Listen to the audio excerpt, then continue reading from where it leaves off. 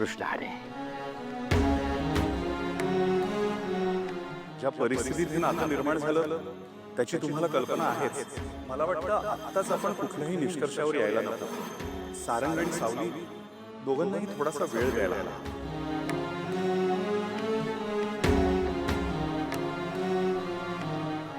काय हो, कसला एवढा विचार करताय?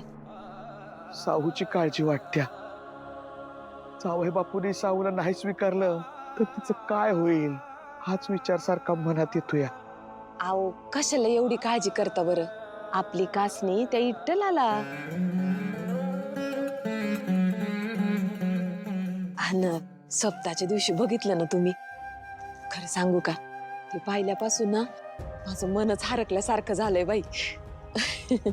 अरे वा, हा सबूत तुझ्या तोंडात तर किती दिवसाने ऐकला. आता हल्लीच्या दिवसात नुसतं उदास उदास वातावरण असतं या. हा, खरंय तुमचं. पण तुम्ही बघितलं ना, जावई बापूंनी सौताच्या हातानं आपल्या साऊसाठी दरवाजा उघडला आणि आपल्या साऊला बसायला सांगितलं. वय म्हणजे त्यांच्यात प्रेम असल नसल, पर एक गोष्ट मात्र मला कळली बरं, का आपल्या साऊचा जावई बापू लई आदर करतात. त्यांच्या नात्याची सुरुवात जेव्हा होईल तेव्हा होईल, ते आपण इट्टलावरच सोडू. पर हा, आपल्या साऊची आता ते आबाळ होऊ देणार नाही एवढं मात्र नक्की. तुम्ही बायकाच चांगलं समजू शकता, आमच तर कुठं कळाया. अहो, समजायचं काय आहे त्यात? माणूस कळतोच ना. म्हणजे बघा ना, त्यांच्यात किती बिबी नसला असल तरी बी ते आपल्याला कळू दिलं नाही त्यांनी. म्हणजे पोरीच्या घरच्यांना कंच्या बी प्रकारचा त्रास होऊ द्यायचा नाही, याचा विचार करणारा माणूस खरंच मोठ्या मनाचा नसेल का हो? मग कशाला एवढी काळजी करता बरं? हा, अगदी माझ्या मनातलं बोललीस बघ. चला.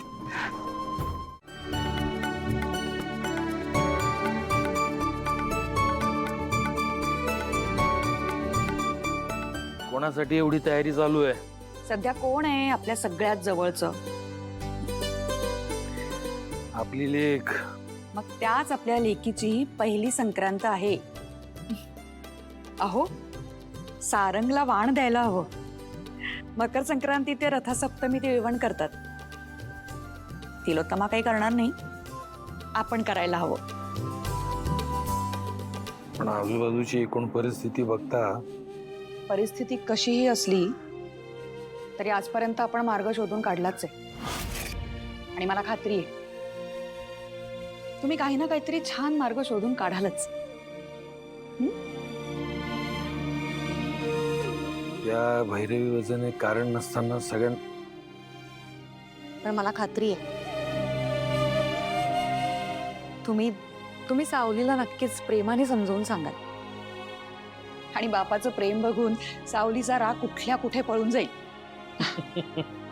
सावलीत आणि आपल्यात एक वेगळंच नातं निर्माण झालंय हो. मग सावली.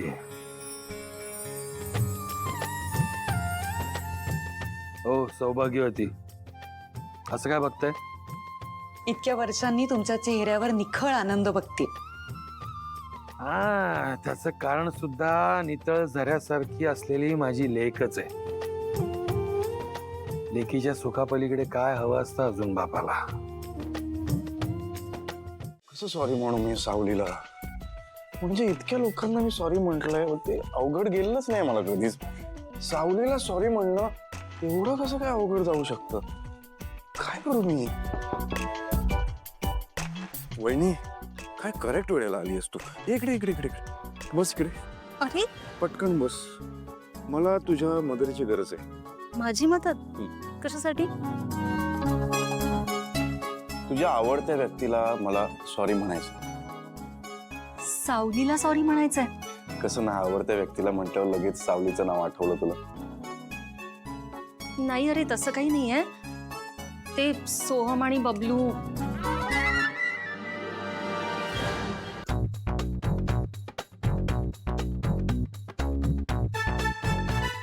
ये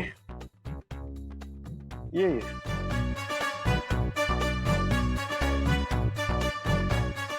मी 2-3दा तिला सॉरी म्हणायला गेलो, पण मला नाही म्हणता आलं सॉरी. सारंग पण फक्त सॉरी म्हणून चालेल का? म्हणजे नाही म्हणजे तिला स्पेशल वाटावं असं काहीतरी करायला हवं ना. नाही नाही, पण स्पेशल वाटावं म्हणून मला सॉरी म्हणायचं नाही. या घरात तिच्यासोबत जे जे काही घडलं ते वाईट घडलं ना, आणि म्हणून मला सॉरी म्हणायचंय तिला. सारंग, इतके दिवस जे घडलं त्यात तिला माणूस म्हणून जी वागणूक मिळायला हवी होती ती नाही मिळाली. मग आता तिला हवं असं काहीतरी करायला हवं ना. हो कसलं सोपं आहे, इम्पॉर्टंट आहे. वहिनी कसलं भारी सुचलंय तुला. तू रात्री भिजत ठेवलेले बदाम खातेस काय? मेंदू लागतो त्यासाठी, मेंदू. फक्त बदाम खाऊन नाही चालत.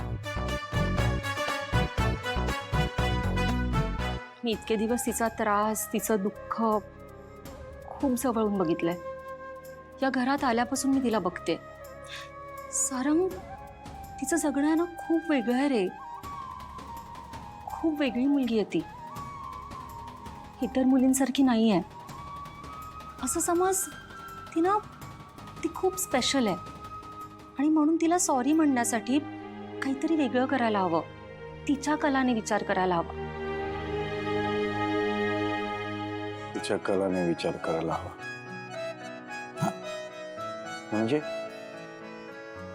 असं नेमकं नाही सांगता येणार मला, पण तू ना खास तिच्यासाठी वेळ काढून तिला कुठेतरी बाहेर फिरायला घेऊन जा. तिला ना जाणवायला हवं की तिला खरंच सॉरी फील होते.